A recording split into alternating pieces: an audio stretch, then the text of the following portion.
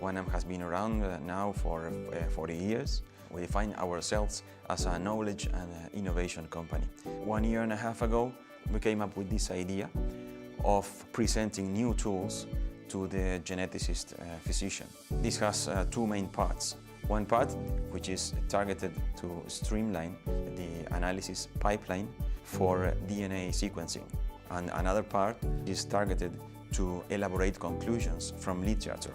One project that I also like very much is the one about genetics, that is a joint effort between GenLives and Quanam. The first component of the product has to do with information needed to either prevent or diagnose diseases.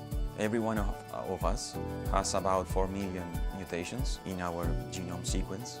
The idea here is to identify which of these variations are really dangerous. We have to start from the very raw sequencing, which can be something like 300 gigabytes, and then we retain a few hundred variations, and then we have to assess, running heuristics, whether each variation is pathogenic or not. Finally, these results are presented to the doctor. PubMed is a very well-known source of medical publications, by the way.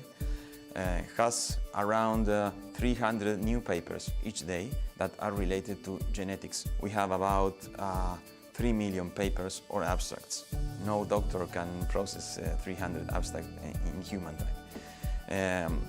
And plus, we want to infer relationships, infer new conclusions from all of these documents. So what we do is we try to identify what the abstract is talking about. After we have this, we try to detect relationships that could be useful to provide an informed answer to the doctor. Hortonworks plays a central role.